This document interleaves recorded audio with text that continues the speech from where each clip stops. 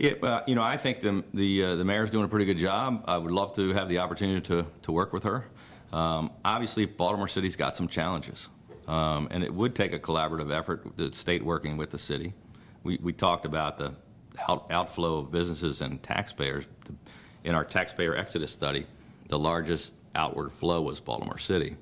More people have left the city, and so you talk about a declining tax base.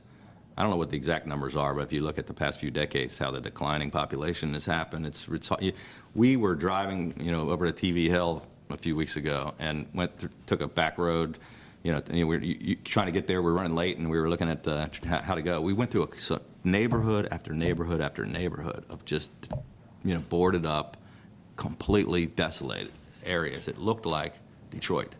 I mean, it looked like a war zone almost, and it's something. I mean, it's sad what's happened to this city. Employers were leaving in droves. There's not as many job opportunities. People aren't enticed to come to the city, and we got to find ways to incentivize them and make it more attractive. And the things I've been talking about earlier, if we can make the state of Maryland more business friendly, and we can lessen the tax burden, and we can straighten out some of the regulatory and process problems, that's going to make more people want to come to Maryland. The economic engine is Baltimore City. I mean, hopefully we can attract them back just because of the improvements we do at the state, but I think Baltimore City probably has some special needs and needs a little more attention, and we got to work together with the local government and the state to see what kinds of things we can do to bring some businesses back and to get people to start moving back into the city, which is starting to happen in some places. There's been some quality new development that are bringing tax revenues into the state, but not at the rate we've been losing. So we're still declining. The city has specific problems. Yeah. I mean, it had, first of all, huge amounts of poverty. Yeah. Health disparities. Crime. Yeah. Crime. Yeah. And HIV. Yeah. Is well above the rest of the state. Premature, high infant mortality rates. I mean, are you going to wait until until businesses start coming back to Maryland and all these other things happen before addressing those?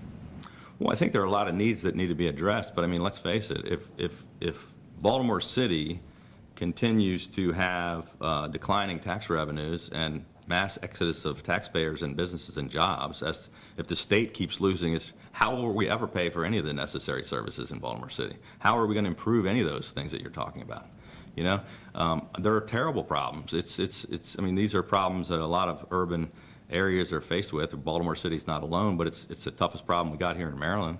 And all those needs need to be addressed. But right now we're in a situation where we have a $400 million structural deficit, and we're driving all the taxpayers out of the state and all the job creators out of the state. So we can't possibly begin to fix all of those problems without turning some of that stuff around. And then it takes partnership with the city. The state's not going to come in and just bail out the city on all of those issues by themselves. We can't wave a magic wand and all of a sudden it's going to be a utopia in Baltimore City. But we've got to start working and attacking these problems one at a time. You hit on so many different issues. All of them are things that need to be focused on and haven't been for decades. And we've got to take a new approach. Well, I mean, if you were addressing a group of Baltimore voters Yeah. rather than the editor over here, Yeah. what would you say that you would do? I would think the number one issue that there's a lot of issues they're concerned about, and it's education, it's crime. I mean, we have a heroin problem that's just unbelievable. It's causing, decay and throughout society, and it's causing the crime rates. It's probably the number one issue right now. You got a lot of bad issues. It's actually spreading all around the state, amazingly, to rural areas too. The school system needs a lot of work. But the number one issue is jobs. And, a job can change a lot of things. The biggest unemployment rate is in Baltimore City, and it's among young black males. It's outrageous. It's disgraceful.